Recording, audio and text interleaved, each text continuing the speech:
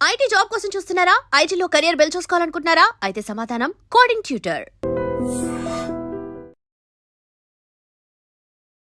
Sir, Pakistan మనకి మధ్య జరిగిన సింధూర్ ఆపరేషన్ అంతా పక్కకు వచ్చిన తర్వాత ఇప్పుడు సౌదీతో వాళ్ళకు రక్షణ ఒప్పందం జరుగుతుంది. దానివల్ల జరిగే నష్టం మనక వాళ్ళక? సో సౌదీ పాకిస్తాన్ అగ్రిమెంట్ అనగానే మన వాళ్ళు చాలామంది టెలివిజన్ ఛానల్లో డిబేట్లు మొదలైన పాకిస్తాన్ మీద బాంబు వేస్తే సౌదీ అరేబియా ఎక్కడ రారు. సౌదీ అరేబియా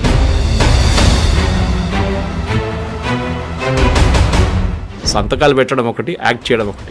బలుచిస్తాలో జరుగుతున్న అంతర్గత విభేదాలకి భారత్లో ఉన్న రా ఏజెంట్లు చేస్తున్నారని పాకిస్తాన్ ఆరోపిస్తుంటారు. సార్, పాకిస్తాన్లో ఇప్పుడు ఒక మన స్పై ఒక ఆయన ఉన్నారు, రా ఏజెంట్ అని. పాకిస్తాన్ పట్టుకుని జైలు వేశారు. ఆయన ఎక్కడి నుంచి పట్టుకున్నారు సార్? ఇరాన్ నుంచి పట్టుకెళ్ళారు, ఇరాన్ బార్డర్ నుంచి. ఆపరేషన్ సింధూర్ సక్సెస్ అయ్యాం, మళ్ళీ మన మీద పహల్గాన్ దాడి, ఆపరేషన్ సింధూర్. ఈ నేపథ్యంలో భారత్ పాక్ మ్యాచ్ అవసరం అన్నది చర్చ వచ్చింది. ఈ ఐసీసీ మ్యాచ్ అనేది దీనికి ఒక చాలా పెద్ద కాంట్రాక్ట్ ఉంది. భారతదేశం పుల్అవుట్ అయితే $16 మిలియన్ కట్టాల్సి వచ్చింది.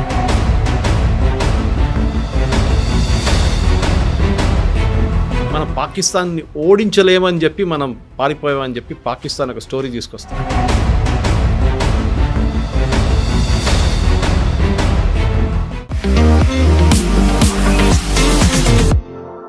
Welcome to iDream. Pakistan Saudi మధ్యన జరిగిన రక్షణ ఒప్పందం వల్ల భారతదేశానికి నష్టం జరుగుతుందా, లాభం జరుగుతుందా? వీరిద్దరి మధ్యన సయోజికి ఎవరు మధ్య ముందులోకి వచ్చారన్న విషయం అంతా మాట్లాడడానికి ప్రముఖ విశ్లేషకులు సురేష్ కొచ్చేటి గారు ఆయన క్లారిటీకి తెలుసుకుందాం. సార్ నమస్కారం. సార్, పాకిస్తాన్ మనకి మధ్యన జరిగిన సింధూర్ ఆపరేషన్ అంతా పక్కకు వచ్చిన తర్వాత ఇప్పుడు సౌదీతో వాళ్ళకు రక్షణ ఒప్పందం జరుగుతుంది. దానివల్ల జరిగే నష్టం మనక వాళ్ళక? ఒకవేళ జరిగిందా ఆల్రెడీ జరిగి ఉంటుంది, జరిగిన తర్వాత మనం దాన్ని ఏ విధంగా కౌంటర్ చేయొచ్చు?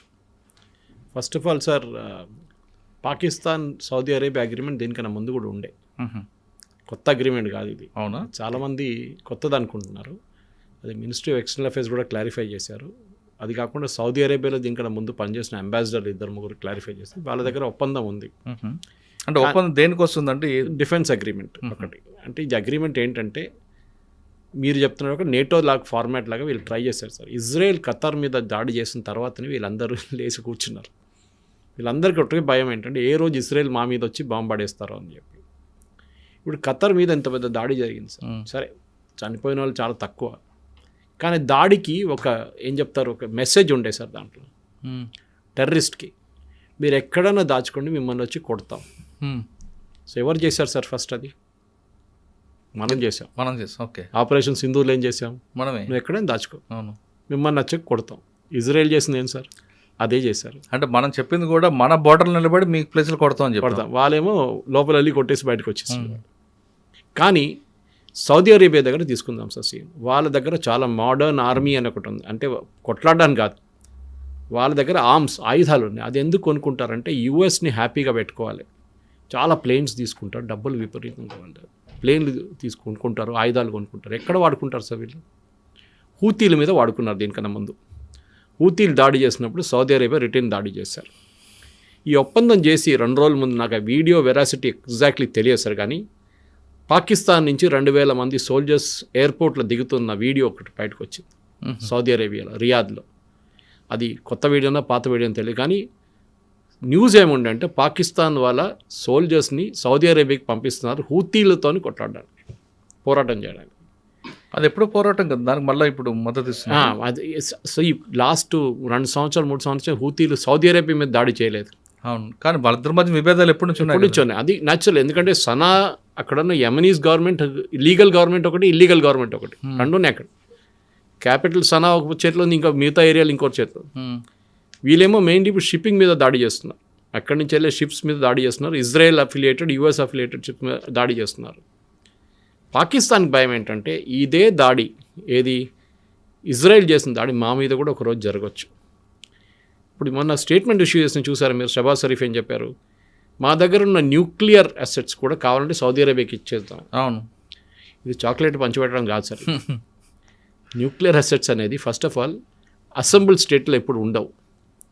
దాని లాంచ్ వెహికల్ ఒకటి ఉంటుంది, దాని మిసైల్ ఉంటుంది, దానికి ఉన్న మెయిన్ బాంబ్ ఒకటి ఉంటుంది, అది అసెంబుల్ చేయాల్సి వస్తుంది. దాన్ని సపరేట్గా పెడతారు, ఎందుకంటే ఎప్పుడైనా యాక్సిడెంట్ డెటోనేట్ అయితే పెద్ద ఇష్యూ అయిపోతుంది. మొత్తం రాజ్యం ఖాళీ అయిపోతుంది రాత్రికి రాత్రి. సో ఎప్పుడైనా డిసెంబర్ చేసి పెడతారు. పాకిస్తాన్ ఇప్పుడు చేస్తున్న ఇంగ్లీష్లో అంటారు పాస్చరింగ్ అంటారు, అంటే మా దగ్గర చూడు బాంబు ఉంది మేము కొడతాం మిమ్మల్ని అని.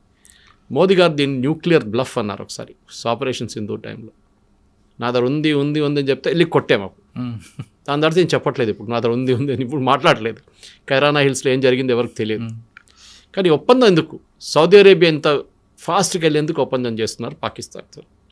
సో 2 రోజుల తర్వాత న్యూస్ వచ్చింది, పాకిస్తాన్లో ఉన్న రేర్ ఎర్త్ మినరల్స్ మన అందరికీ తెలుసు, కోబాల్ట్ కానీ జింక్ కానీ టంగ్స్టన్ కానీ పెలడియం కానీ పాకిస్తాన్లో ఖైబూర్ పఖ్తూన్వా ఏరియాలో ఉంది చాలా మటుకు. బలూచిస్తాన్ ప్రావిన్స్లో కూడా ఉంది. ఇప్పుడు చూడండి, నిన్న ఖైబూర్ పఖ్తూన్వా మీద దాడి చేశారు పాకిస్తాన్ ఎయిర్ ఫోర్స్, 32 మంది చనిపోయారు. ఎందుకు చేశారు సార్? ఇవాళ దాకా బలూచిస్తాన్ మీద దాడి చేశారు కానీ ఖైబూర్ పఖ్తూన్వా మీద ఎప్పుడు దాడి చేయలేదు. చేశారు, చిన్న చిన్న ఆపరేషన్స్ ఉండే కానీ మేజర్ ఆపరేషన్ ఎప్పుడు జరగట్లేదు. పాకిస్తాన్ ఆర్మీ ఏమంటున్నారంటే మేము బాంబ్ చేయలేదు, అక్కడ తాలిబాన్ తీసుకొచ్చిన మిసైల్ పేలిపోయిందంట. తాలిబాన్ ఎక్కడి నుంచి వస్తారు సార్? ఆఫ్ఘనిస్తాన్ నుంచి, కాబోల్. అంటే ఇప్పుడు పాకిస్తాన్కి 2 ఫ్రంట్ వార్ వచ్చేసింది. ఇప్పుడు ఒకటి వైపు భారతదేశం, ఇంకోటి వైపు ఆఫ్ఘనిస్తాన్ నుంచి తాలిబాన్ కొట్టడం. దాని తెహ్రీకే తాలిబాన్ వాళ్ళు ఆల్రెడీ ఉన్నారు అక్కడ, వాళ్ళు కొడుతున్నారు రెగ్యులర్గా. సార్ వాళ్ళతో పాటు బలుస్తాన్ కూడా ఎప్పుడు పక్కల బల్లిలో ఉంది కదా వాళ్ళది. దానికోసం చూడండి సార్, యుఎస్ శాంక్షన్స్ లిస్ట్ ఇన్ని రోజులు పెట్టకుండా ఇప్పుడు పెట్టారు. బలూచిస్ని శాంక్షన్స్ లిస్ట్లో పెట్టారు, టెర్రర్ ఆర్గనైజేషన్ అని చెప్పి. 3 రోజుల ముందు యూరోపియన్ యూనియన్ చేసి ఇన్ని రోజులు చేయలేదు సార్. ఎప్పటి నుంచో బలూచిస్తాన్ మూవ్మెంట్ నడుస్తుంది అక్కడ. ఎప్పటి నుంచో అక్కడ జాఫర్ ఎక్స్ప్రెస్ మీద బాంబు దాడి చేసి చాలామంది పాకిస్తాన్ సోల్జర్స్ చంపారు. అప్పుడు ఏం లేని ప్రశ్నకి ఇప్పుడు ఎట్లా వచ్చింది? సో సౌదీ అరేబియా డీల్ మనం భయపడక్కర్లేదు. It's more of optics. ఎందుకంటే సౌదీ అరేబియా రెగ్యులర్ ఆర్మీ లేదు, వాళ్ళ దగ్గర ఉన్నంత హైర్డ్ ఆర్మీ చాలా మటుకు. అంటే వాళ్ళు ప్రొఫెషనల్గా అప్పుడు యూరోపియన్లో మనం ఒక యూకే ఆర్మీ తీసుకుందాం, లేకుంటే మనం ఈవెన్ రష్యన్ ఆర్మీ తీసుకుందాం, ఎంతైనా కానీ ఇంత ధ్వంసం జరిగినా కానీ భారతదేశ ఆర్మీ తీసుకుందాం, మనం ట్రైన్డ్ ఆర్మీ మనది. Even Pakistan for that matter. Saudi Arabia దగ్గర అది లేదు సార్. సౌదీ అరేబియా క్యాల్కులేషన్ అంటే రేపు ఇజ్రాయెల్ మా మీద దాడి చేస్తే మమ్మల్ని ఎవరు రక్షిస్తారు? షుడ్ బి సంబడి కదా. వాళ్ళ దగ్గర కూడా జెట్స్ ఉన్నాయి, ఫ్లై చేస్తారు, అది చేస్తారు, అని చేస్తారు. కానీ ఇది చిన్నపిల్లల ఆట కాదు, ఇది ఏదో సైకిల్ మీద నడిపించుకుంటూ పోయి బాంబులు వేయడం కాదు కదా. ఇది ట్రైన్డ్ కావాలి. సో ట్రైన్ పాకిస్తాన్ దగ్గర. ఇప్పుడు కూడా మీరు చూడండి, ఈ సౌదీ అరేబియా లాంటి కంట్రీస్లో అక్కడున్న పోలీస్ ఫోర్స్ కానీ ఆర్మ్ ఫోర్సెస్ మిగతా దేశాల నుంచి వస్తారు. వాళ్ళు కాంట్రాక్ట్ మీద తీసుకుంటారు. 2 సంవత్సరాలు 3 సంవత్సరాలు 5 సంవత్సరాలు కాంట్రాక్ట్ మీద తీసుకుంటారు. యూజువలీ గవర్నమెంట్ ఉంటుంది అగ్రిమెంట్స్. అది పాకిస్తాన్ గవర్నమెంట్తో ఒప్పందం చేస్తారు, వాళ్ళు పంపిస్తారు, కొత్తగా మళ్ళీ ఇంకో ట్రూప్ వస్తుంది, ఇంకో నెక్స్ట్ వస్తారు అనమాట. ఈ అగ్రిమెంట్తో భారతదేశానికి ఏ థ్రెట్ లేదు.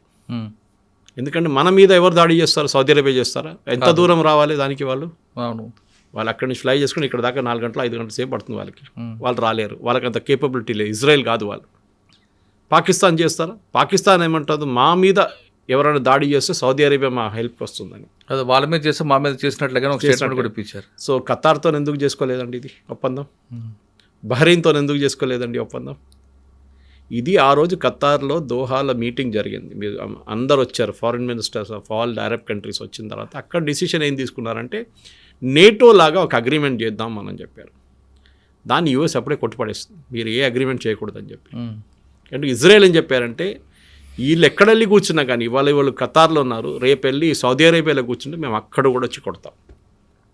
దేనికన్నా ముందు మేము ఇరాన్లో కొట్టాం, మేము ఇప్పుడు ఖతార్లో కొట్టాం, రేపు వాడు సౌదీ అరేబియా ఉంటే అక్కడ కూడా వెళ్ళి కొడతాం. వీళ్ళకి దాచుకోవడానికి ప్లేస్ ఉండదు హమాస్కి. సో సౌదీ పాకిస్తాన్ అగ్రిమెంట్ అనగానే మన వాళ్ళు చాలామంది టెలివిజన్ ఛానల్లో డిబేట్లు మొదలైనవి. పాకిస్తాన్ రేపు మనం పాకిస్తాన్ మీద బాంబు వేస్తే సౌదీ అరేబియా ఎక్కడ రారు. సౌదీ అరేబియా వాళ్ళు పని చూసుకుంటారు, వాళ్ళకి దీంతో ఏ సంబంధం లేదు.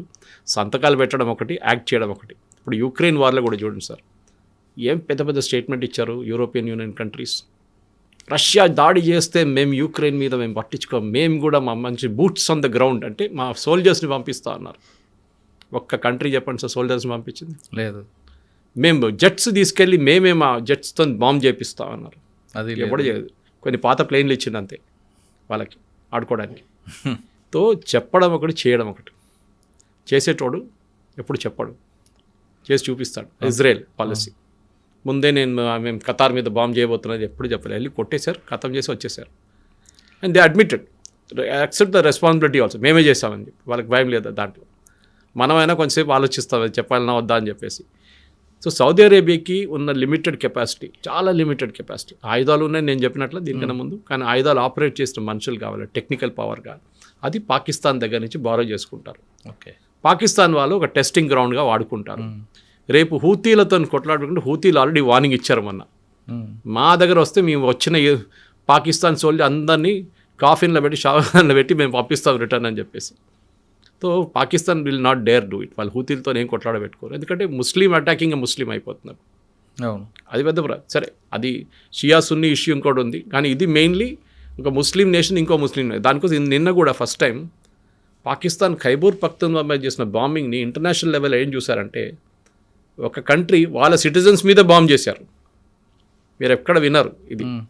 బహుశా ఇప్పుడు చెప్తే ఇందిరాగాంధీ గారు చేశారు కదా, మణిపూర్ మీద బాంబింగ్ చేశారంటే, అది ఆ టైంలో ఒక అవుట్ఫిట్ ఉండే, ఒక ఏం చెప్తారు గెరిల్లా అవుట్ఫిట్ ఉండే, వాళ్ళని అరికట్టడానికి చేసిన పని. అది రైట్ ఆర్ రాంగ్? ఇప్పుడు బీజేపీలు కూడా అదే తీసుకుంటున్నారు కాంగ్రెస్ వాళ్ళ మీద, మీ ఇందిరాగాంధీ బాంబ్ చేసింది కదా, అప్పుడు మీరు ఎక్కడ ఉన్నారని చెప్పి. కానీ that is a different context. కానీ ఇప్పుడు ఏ దేశం సార్ చెప్పండి మీరు? యూఎస్లో ఉన్న ఎవరు దాని మీద బాంబింగ్ చేస్తారు ఇవాళ దాకా? చేయరు. ఏ దేశం చేయరు. సరే, టర్కీ, కుర్దిస్తాన్ ఆ ఇష్యూ, అలా ఇరాక్లో కూడా ఆ ప్రాబ్లం ఉండే, కుర్దు ప్రాబ్లం. ఇప్పుడు ఆ ప్రాబ్లం సార్ట్ అవుట్ అయిపోయింది. ఎప్పుడు చేయరు సార్. సో ఫస్ట్ టైం మనం చూస్తున్నాం ఒక నేషన్ లైక్ పాకిస్తాన్ ఇన్ని సంవత్సరాల నుంచి అక్కడ మన ఇండిపెండెన్స్ అయ్యే టైం నుంచి నడుస్తుంది. 75 సంవత్సరాలు చేయని పని ఇప్పుడు చేశారు వాళ్ళు, బాంబింగ్. దీంతో అక్కడున్న మొత్తం ఈక్వేషన్స్ మారిపోయింది సార్. ఖైబర్ పఖ్తూన్ఖ్వా అనేది ఒక రెబెల్ కంట్రీ లాగా, ఒక మినీ ఆఫ్ఘనిస్తాన్ అనుకోండి. అక్కడ లా నడవదు, పోలీసులు నడవరు, ఆర్మీ పని అసలు పని లేదు. They are law and to themselves అంతే. మీరు తాలిబాన్ ఆఫ్ఘనిస్తాన్లో వెళ్ళి మేము లా, కోర్టు, జడ్జ్ అంటే వాళ్ళు తుపాకీ తీసుకుని కాల్ చంపేస్తారు, కథ అయిపోయింది, ఇంకేం మాట్లాడతావు. ఇది కూడా అంతే. It's a very rebel territory అనమాట. చాలా మటుకు మన ఆఫ్ఘనిస్తాన్ లాగా ఉంటుంది చూడడానికి, మనం స్ట్రక్చర్ లాగా మొత్తం డస్టీ ఏరియా, అసలు కన్స్ట్రక్షన్స్ ఏం లేవు ఎక్కువ. అక్కడ రియల్ ఎస్టేట్ అనేది ఒక బేసిక్ హౌసింగ్ ఉంటుంది అంతే. మీరు బలూచిస్తాన్లో చూస్తున్నారు చూడండి, అంత డెవలప్మెంట్ కూడా ఖైబర్ పఖ్తూన్ఖ్వాలో లేదు. సరే, మీరు బలూచిస్తాన్ గురించి మాట్లాడారు.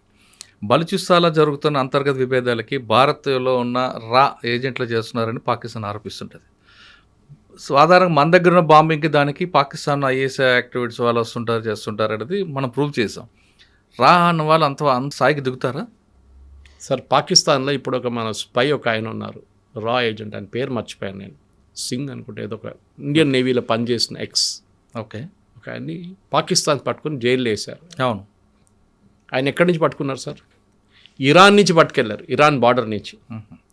దాని తర్వాత మీకు గుర్తుంటుంది సార్, 6 నెలల ముందు 8 నెలల ముందు ఇరాన్ అండ్ పాకిస్తాన్ ఒక బాంబింగ్ క్యాంపెయిన్ చేశారు, వీళ్ళు వాళ్ళ మీద, వాళ్ళు వీళ్ళ మీద. ఎందుకు చేశారు? పాకిస్తాన్ ఏం అలర్ట్ చేస్తున్నారు అంటే, బలూచీస్ని ఇరాన్ ఆయుధాలు ఇచ్చి హెల్ప్ చేస్తున్నారు మా మీద దాడి చేయడానికి.